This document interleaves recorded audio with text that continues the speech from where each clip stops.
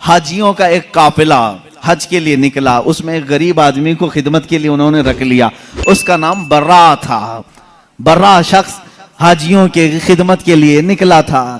اب غریب آدمی سیٹھوں کی خدمت کر رہا تھا، حج ہوا، ظاہر سی بات ہے امیروں کا جیسے حج ہوا غریب کا بھی حج ہو گیا۔ گیا تھا خدمت کے لیے، جیسے آج بھی ٹور والوں کے ساتھ باورچی چلے جاتے ہیں، ان کا بھی حج ہو جاتا ہے۔ کھانا پکانے کے لیے گئے تھے لیکن حج بھی ہو گیا۔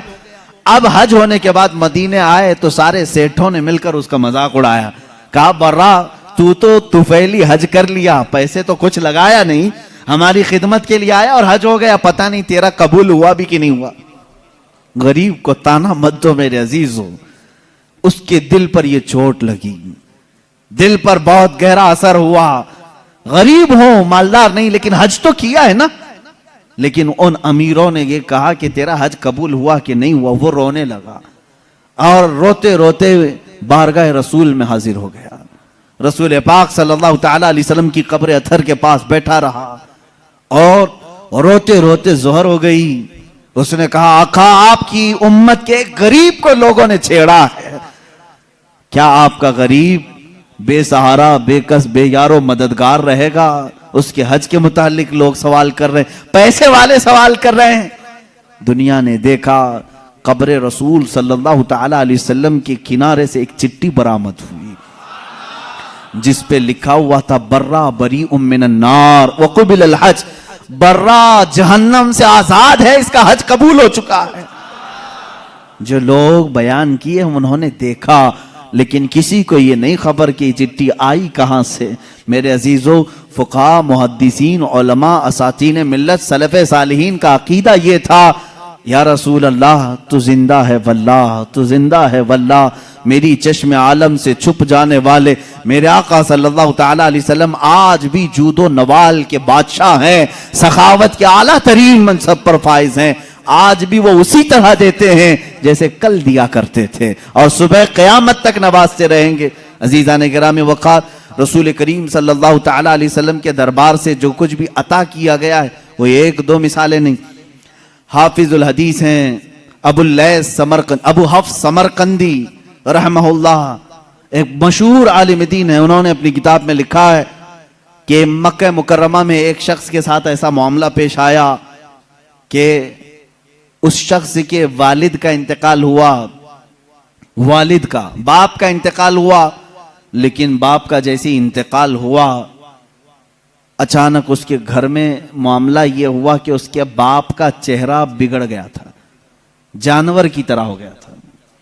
اب میت کا چہرہ اگر بگڑ جائے، گدھے کی طرح دکھے، کتے کی طرح دکھنے لگے، کیا وہ دوسروں کو زیارت کروا سکے گا؟ بیٹا جلدی سے چادر ڈال دیا اور رونے لگا کہ میرے باپ کی کون سی خطا تھی نہیں معلوم، اللہ کا غضب ہو گیا ہے۔ اب جنازہ اٹھاؤں تو کیسے اٹھاؤں؟ لوگ ہمیشہ تانا ماریں گے، ہمیشہ یہ کہیں گے کہ فلاں کا باپ مرنے کے وقت بگڑے ہوئے چہرے کے ساتھ دنیا سے گیا ہے، اللہ کا عذاب آیا تھا۔ گھر کے دروازے بند کر دیا، گھر والوں میں بیٹھ کر کے اس نے کہا کسی کو خبر نہ کرنا، گھر میں ہی گڑھا کھود کر یہیں دفن کر دیں گے۔ روتے ہوئے چادر ڈال کر بیٹھا ہے، وہ بیٹا بڑا غمگین تھا۔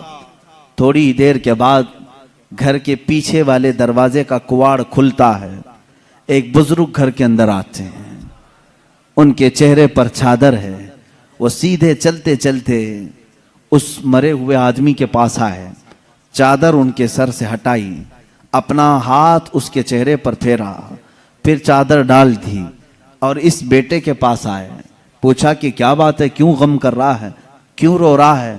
کہا آپ کون ہیں، کہاں سے آئے؟ میں تو نہیں جانتا، لیکن بات تو یہ ہے کہ میرے باپ انتقال کر گئے، ان کا چہرہ بگڑ گیا ہے، میں اسی غم میں رو رہا ہوں، اور آپ خدا کے واسطے کسی کو نہ بتائیں۔ آنے والے بزرگ نے کہا جا دیکھ تیرے باپ کا چہرہ تو سلامت ہے۔ وہ کہتا ہے میں جا کر اٹھا، چادر کو ہٹایا تو میرے باپ کا چہرہ تو چاند کی طرح چمک رہا تھا۔ ابھی میں اسی خوشی میں غم کے مارے پہلے رو رہا تھا، اب خوشی کے مارے آنسو آ گئے۔ اے اللہ تو نے میرے باپ کی عزت رکھی، میرے گھر کی عزت رکھی، میں ابھی اسی خوشی کے آنسوؤں میں تھا، आने वाले वो बुजुर्ग वापस जा चुके थे, दरवाजे तक पहुंचे थे। मैं दौड़ते हुए गया, उनका दामन पकड़ा। आपने ये मुझ पर एहसान किया, आप फरिश्ते हो या अल्लाह के वली हो, कौन हो जो मेरे घर पर इतना बड़ा एहसान किया? आने वाले बुजुर्ग ने कहा, अना मुहम्मदुन रसूलुल्लाह सल्लल्लाहु अलैहि वसल्लम। कहा, मैं मोहम्मद अल्लाह का रसूल हूं। हुजूर पाक सल्लल्लाहु तआला अलैहि वसल्लम ने फरमाया, तेरे बाप के इंतकाल के वक्त बात ये थी कि इसकी एक अच्छी आदत थी। तेरे बाप की एक अच्छी आदत ये थी, ये उस वक्त तक सोने के लिए बिस्तर पर नहीं लेटता था जब तक रात में 100 मरतबा मुझ पे दुरूद नहीं भेजता था। हर रात 100 मरतबा ये दुरूद भेजता, फिर सोता। लेकिन उसकी एक खता थी, एक गुनाह था इसका, लेकिन बाप का गुनाह मैं बेटे को नहीं बताऊंगा। मेरे आका सल्लल्लाहु तआला अलैहि वसल्लम ने छुपाया। उस गुनाह से अल्लाह नाराज था, जिसकी वजह से उसका चेहरा बदल गया। ये मक्का मुकर्रमा की बात है, मक्का मुकर्रमा की बात है। इसकी वजह से उसका चेहरा बदल गया। तेरे बाप का रोजाना पड़ा हुआ दुरूद जो फरिश्ता मेरे बारगाह तक पहुंचाता है, उस फरिश्ते ने मुझे खबर की कि ऐ अल्लाह के रसूल, आपके फला गुलाम के साथ गजब हो गया है, अल्लाह ने अजाब नाजिल किया, उसका चेहरा बिगड़ गया है। ऐ रसूल पाक, वो बंदा रोजाना आप पर 100 बार दुरूद भेजता था, करम फरमाए। हुजूर फरमाते हैं, मैं उसी वक्त चल कर तेरे घर आया। तेरे बाप का चेहरा बिगड़ा तो था, मगर मैंने मेरे मौला से सवाल किया, ऐ अल्लाह, तेरे हबीब पर दुरूद भेजने वाला, इसके चेहरे को अगर तू सलामत नहीं रखेगा तो आने वाले लोग ताना देंगे कि रसूल पर दुरूद भेजने वाला भी नहीं बच पाया। ऐ मौला, तू मेरे जरिए से इसके चेहरे को सलामत कर दे। अल्लाह ने मेरी दुआ कबूल की। मैंने उसके चेहरे पर हाथ रखा, अल्लाह ने तेरे बाप के चेहरे को चमकते चांद की तरह कर दिया। वो अता करने पर आए तो बेहिसाब अता करें। बाद वफात की बात मैं कर रहा हूं, ये जाहिरी जिंदगी की बात नहीं। वफात होकर कई साल हो चुके थे, तब की बात है। इसीलिए तो हम आशिकों का ये कहना है, या रसूल अल्लाह, सुना है आप हर आशिक के घर तशरीफ लाते हैं, मेरे घर में भी हो जाए चिरागा या रसूल अल्लाह, मेरे दिल में भी हो जाए चिरागा या रसूल। मेरे आका आओ कि मुद्दत हुई है, तेरी राह में अखियां बिछाते बिछाते बड़े दिन हुए हैं, मेरे आका घर को सजाते सजाते। अल्लाह के नबी सल्लल्लाहु तआला अलैहि वसल्लम का इंतजार करो ऐ मुसलमानों, चाहे हमारी जिंदगी इस पे फना हो जाए, खत्म हो जाए, दीद के लिए तरसते रहो और इसी इंतजार में तुम्हारी जिंदगी कटनी चाहिए।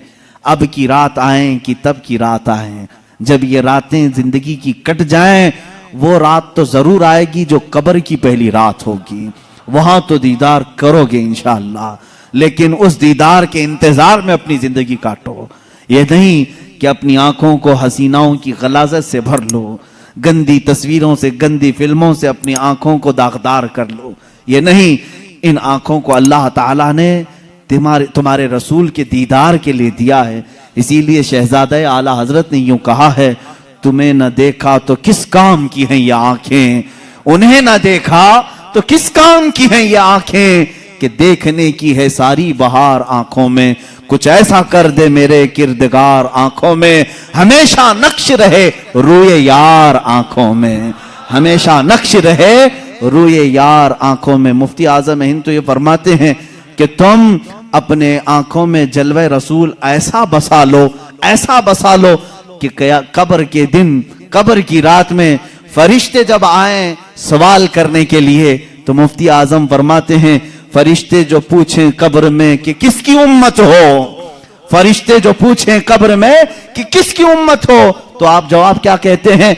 वो कहते हैं, लो देख लो कि है तस्वीर यार आंखों में, लो देख लो कि है तस्वीर यार आंखों में। हमारी आंखों में वो जलवे रसूल इस तरह से रहे, वो आते हैं। बल्कि एक शायर ने यही कहा है, मेरे अजीजों, आज गालिबन 7वीं महफिल है, आज 7वीं महफिल है, और इस तरह 70 नहीं 700 महफिलें हो जाए। हम इन महफिल के मुतालिक हमेशा, मैं भी, मेरी आदत ये है, मैं ये कहता हूं, क्यों महफिल सजा रहे हो, क्यों बैठ रहे हो, रोज क्यों सुनने आ रहे हो, रोज हम क्यों सुनाने आ रहे हैं? ہمارا مقصد یہ ہے وہ آئیں گے, آتے ہوں گے, ابھی آئیں گے, وہ آئیں گے, آتے ہوں گے, ابھی آئیں گے. یہی سوچ کے ہم نے محفل کو سجا رکھا ہے. ہمارا عقیدہ یہی سوچ کے ہم نے محفل کو سجا رکھا ہے. رسول کریم صلی اللہ تعالی علیہ وسلم جب عطا کرنے پر آتے ہیں تو بے حساب عطا کرتے ہیں.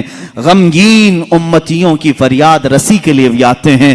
جس امتی نے جب فریاد کیا میرے آقا وہاں تشریف لائے. آپ کو معلوم ہے اللہ کے نبی صلی اللہ تعالی علیہ وسلم کی ایک اور بات میں بتا دوں. مشہور زمانہ قصیدہ مولا یا صلی وسلم دائما ابدا علی حبیبک خیر الخلق کلہم. تقریباً میرے آقا صلی اللہ تعالی علیہ وسلم کی وفات کے بھی 700 سال بعد آنے والے امام شرف الدین بوصیری یہ وہ عظیم بزرگ ہیں, مداح رسول ہیں. تقریباً 170 اشعار میں انہوں نے قصیدہ لکھا ہے جس میں میرے آقا کے ہر عضو کی تعریف کی ہے. جس طرح آپ اگر ہندوستان کا کوئی بوصیری دیکھنا چاہتے ہیں, ہندوستان کا شرف الدین بوصیری دیکھنا چاہتے ہیں تو بریلی کے امام احمد رضا کو دیکھیں, جس نے اپنے نعتیہ کلام میں رسول پاک کے ہر عضو کو پیرو کر کے موتیوں کی طرح سجایا ہے, امام شرف الدین بوصیری. اور حد تو یہ ہے میرے عزیزو, وہابیوں کی, نجدیوں کی, سلفیوں کی حکومت آئی جنہوں نے عشق رسالت مآب صلی اللہ تعالی علیہ وسلم کے خلاف نہ جانے کتنی بکواس کی. لیکن مجھے اس وقت فخر ہوتا ہے جب مدینہ رسول جاتے ہیں اور دربار رسول کی جالیوں پر اندر جانے کا جو دروازہ ہے اس دروازے کے تالے پر, چابی پر آج بھی امام بوصیری کا قصیدہ لکھا ہوا ہے. هو الحبیب الذی ترجا شفاعته لکل حول من الاحوال مقتحم. پہلے تو دیواروں پر لکھا ہوا تھا قصیدہ, انہوں نے مٹایا کیونکہ ان کے عقیدے کے اعتبار سے شرک تھا. 700 سال پہلے آنے والے امام بوصیری نے جب پکار کر کے یہ کہا تھا یا اکرم الخلق مالی من الوذ به سواک عند حلول الحادث العممی. اے مخلوق میں سب سے اکرم رسول, تکلیفوں میں میرے پاس تمہارے سوا ہے کون, مصیبتوں میں آپ کے علاوہ میرے پاس کون ہے جس کی بارگاہ میں فریاد کروں تو میری فریاد کو پہنچے گا.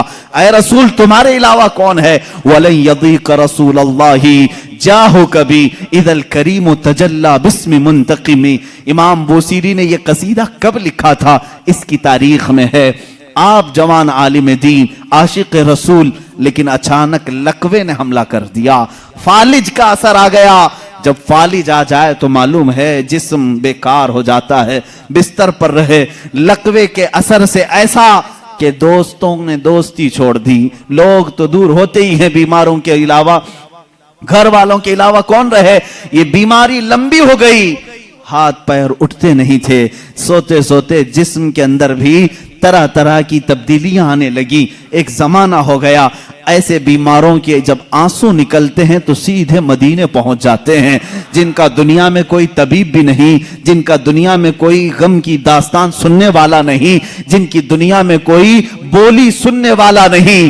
ایسے غریب اگر سناتے ہیں تو صرف مصطفیٰ کو سناتے ہیں, اس لیے کہ عاشقوں نے یہی کہا یا رسول اللہ نہ کوئی عمل ہے سنانے کے قابل, نہ منہ ہے تمہارے دکھانے کے قابل. لگاتے ہیں اس کو بھی سینے سے آقا جو ہوتا نہیں منہ لگانے کے قابل.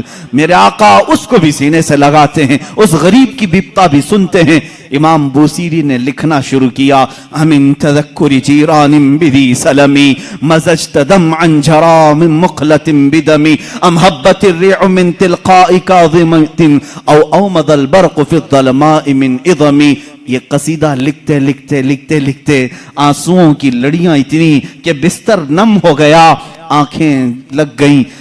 بیداری کے عالم میں لکھ رہے تھے, آنکھیں لگ گئی, نیند آ گئی.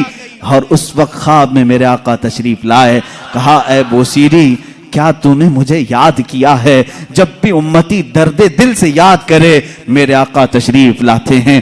امام شرف الدین بوصیری لکھ رہے تھے قصیدہ کہاں سے, الحمدللہ منشی الخلق من عدمی ثم الصلاة علی المختار فی القدمی.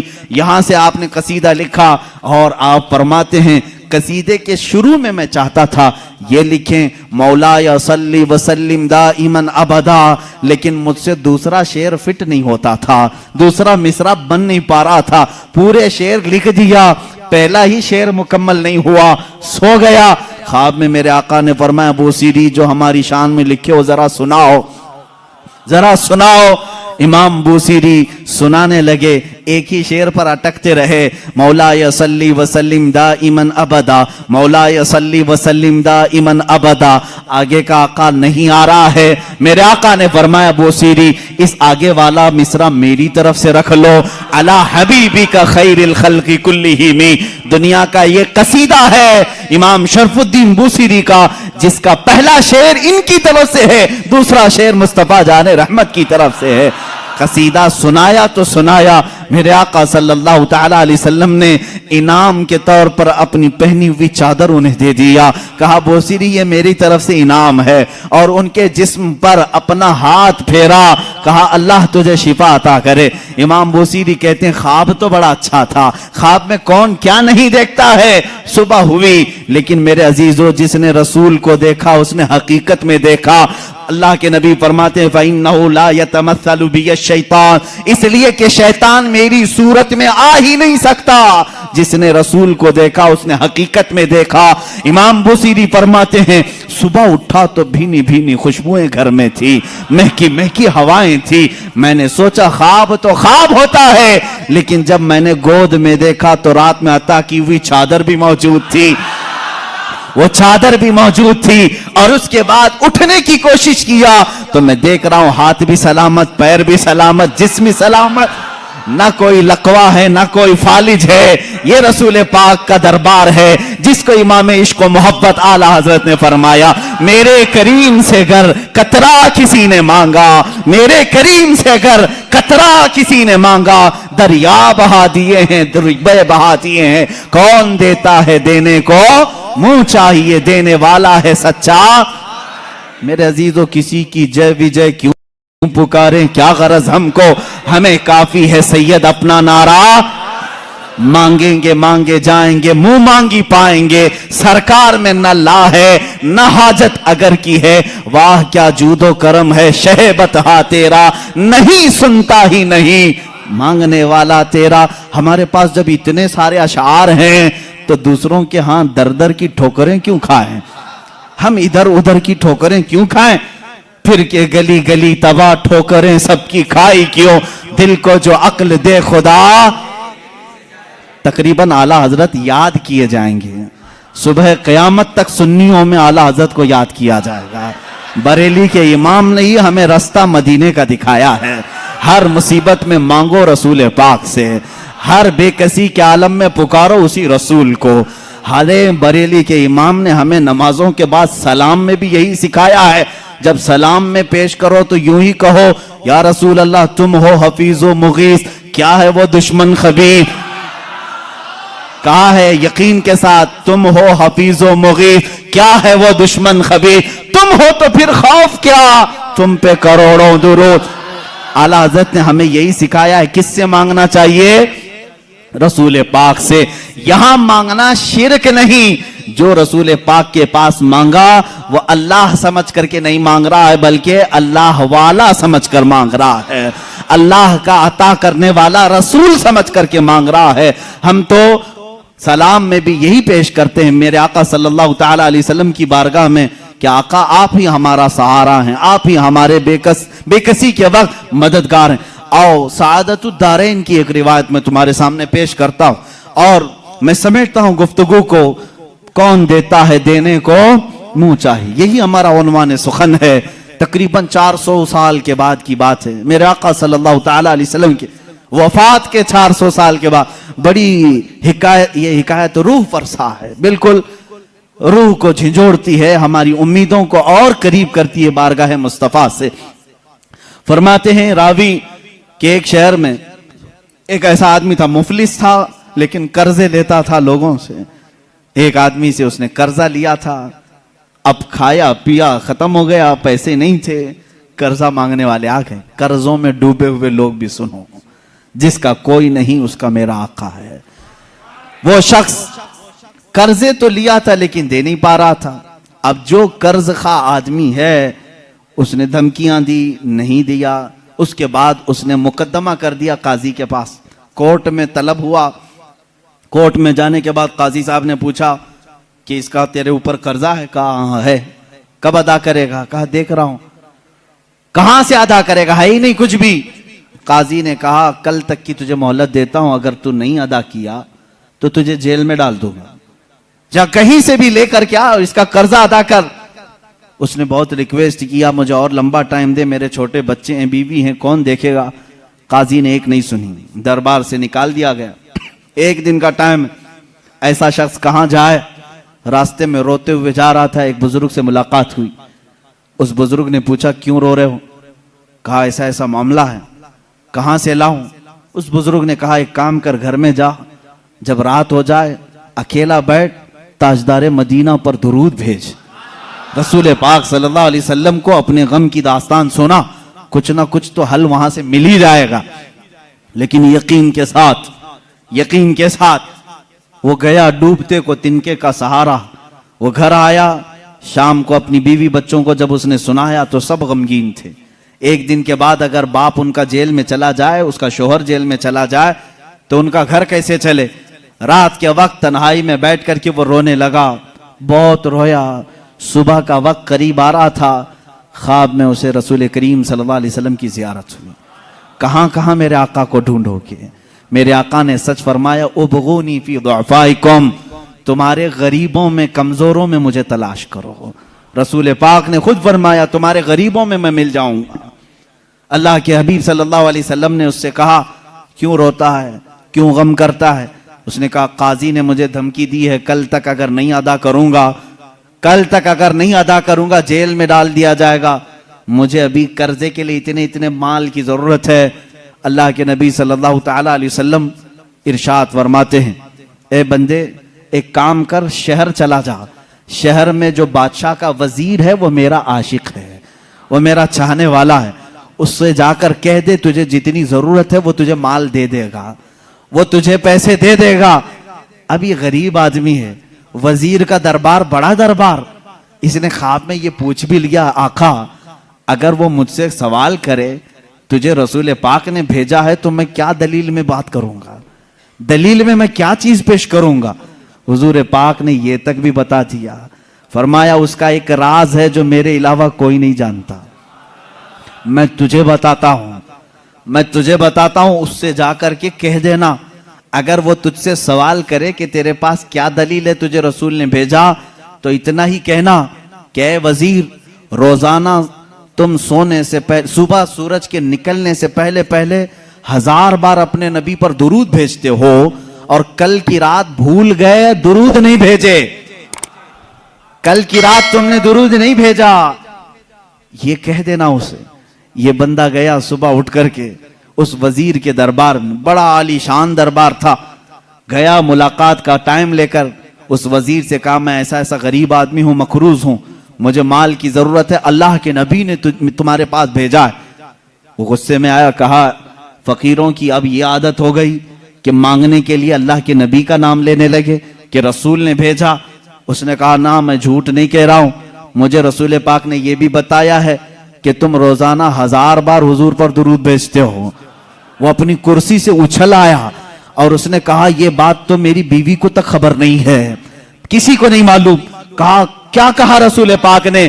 कहा कि कल तुम भूल गए थे, दुरूद नहीं भेजे।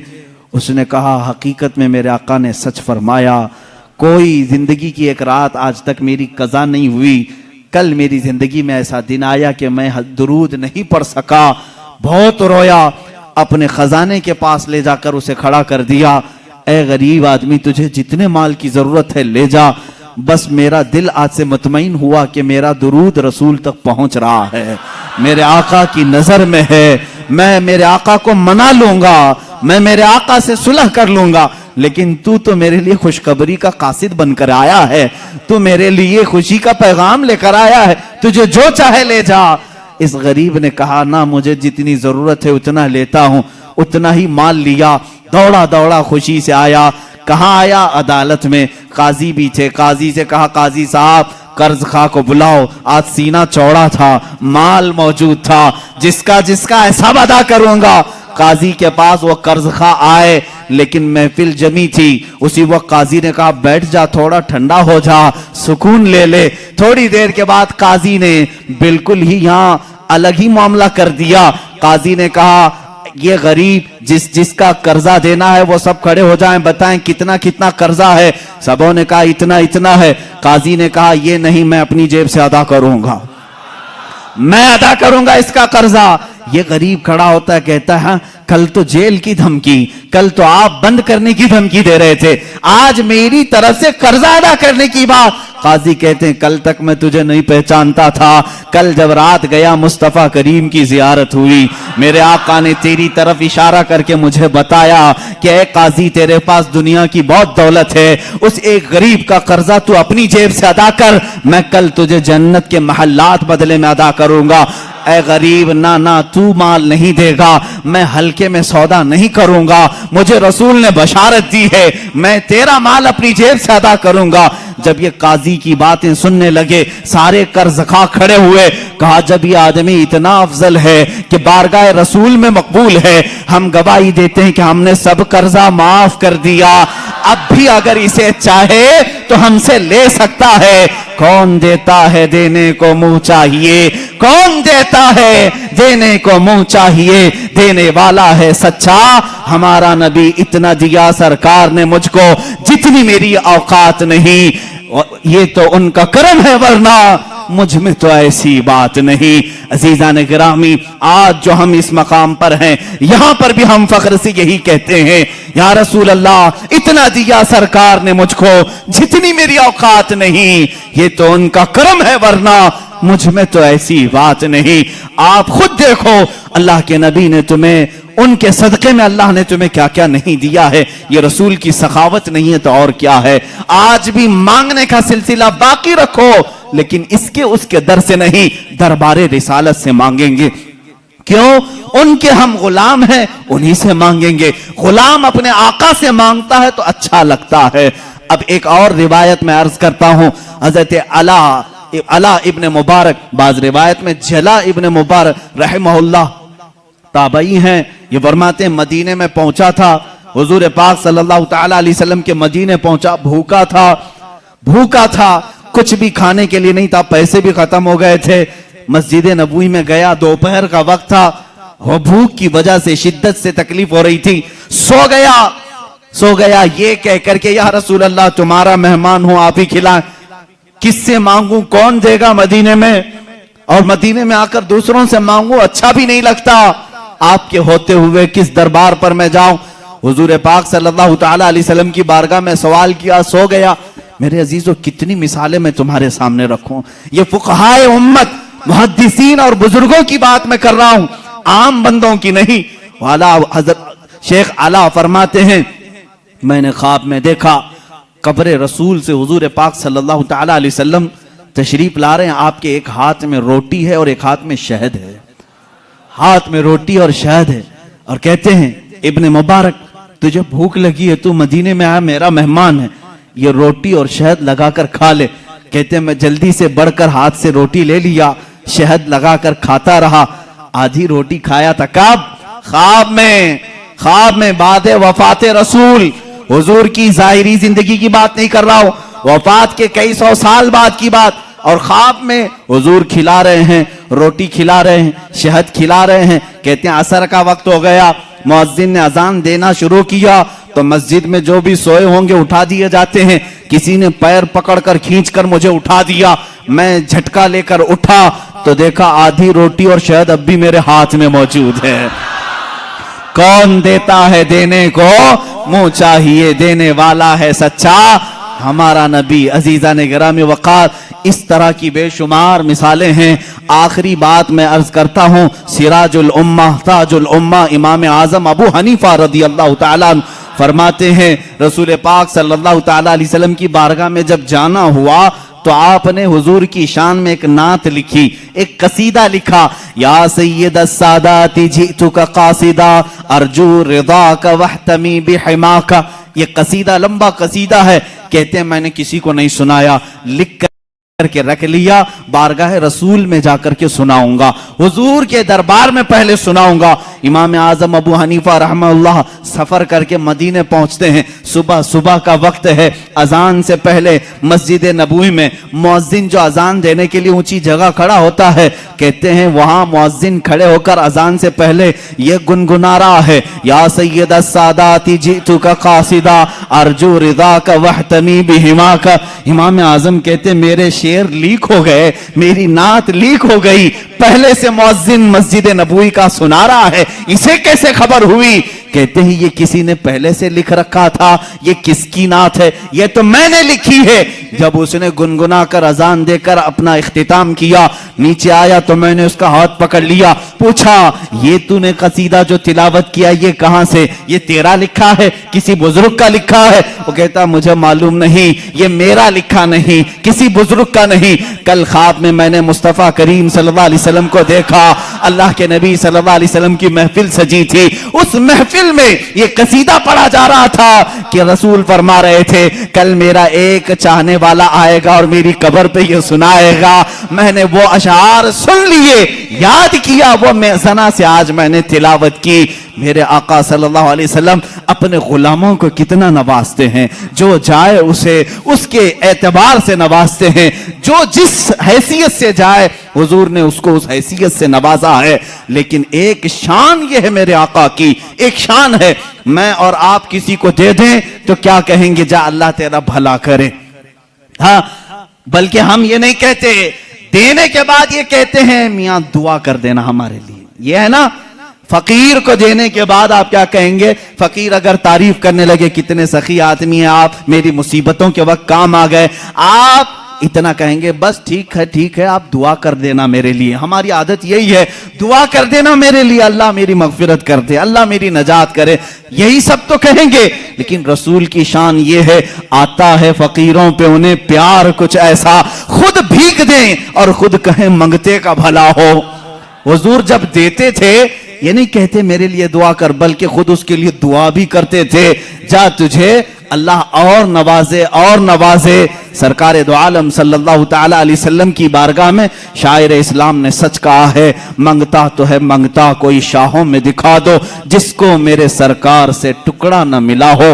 آتا ہے فقیروں پہ انہیں پیار کچھ ایسا, خود بھیک دیں اور خود کہیں منگتے کا بھلا ہو. عزیزان گرامی وقات, آج کی اس دردناک کیفیت میں میں ہمارا ماوا و ملجا, ہمارا مسکن اور ہمارا فریاد رس تمہیں بتانا چاہتا ہوں. تم درد کی ٹھوکریں آج کھا رہے ہو, مجبور ہو, ذلیل ہو گئے ہو, خار ہو, اس کی وجہ ہے کہ رسول پاک کے دربار میں لو لگانا چھوڑ دیا. وہ صحابہ تھے, پیر میں سوجن آ جائے تب بھی کہتے تھے واہ محمد آ, یا محمد آ, اے محمد صلی اللہ علیہ وسلم مدد کے لیے آ جائیں. ان کے پیر میں شفا یابی مل جاتی, پیر صحیح ہو جاتا.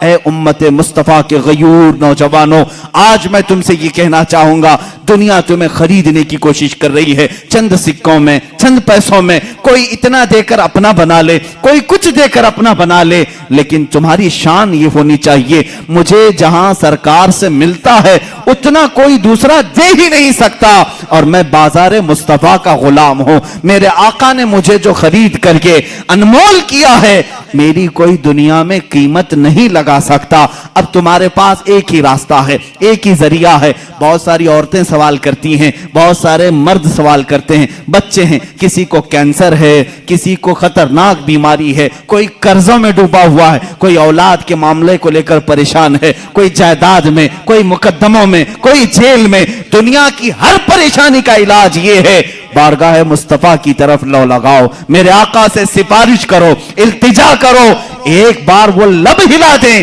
میرا رب رحیم و کریم ہے, اپنے نبی کی لاج رکھے گا. تمہاری حیثیت نہیں دیکھی جائے گی, تم کتنے نمازی ہو, کتنے زکاتی ہو, کتنے بڑے حاجی ہو, یہ نہیں دیکھا جائے گا, بلکہ مولا یہ دیکھتا ہے میرے حبیب نے اس بندے کی سفارش کی ہے, یہ جیسا بھی ہے تیسا بھی ہے, اسے غموں سے آزاد کر دیا جائے. اخیر میں امام اہل سنت فاضل بریلوی رضی اللہ تعالیٰ عنہ کے اسی شعر پر اپنی گفتگو کو ختم کرتا ہوں۔ یا رسول اللہ، تمہارے دربار میں پوری امت کی میری جانب سے یہ التجا ہے، تیرے ٹکڑوں پہ پلیں، غیر کی ٹھوکر پہ نہ ڈال۔ یا رسول اللہ، تیرے ٹکڑوں پہ پلیں، غیر کی ٹھوکر پہ نہ ڈال، جھڑکیاں کھائیں کہاں چھوڑ کے صدقہ تیرا۔ یا رسول اللہ، تو جو چاہے تو میل میرے دل کے دھلیں، تو جو چاہے تو میل میرے دل کے دھلیں، کہ خدا دل نہیں کرتا کبھی میلا تیرا۔ وآخر دعوانا الحمدللہ۔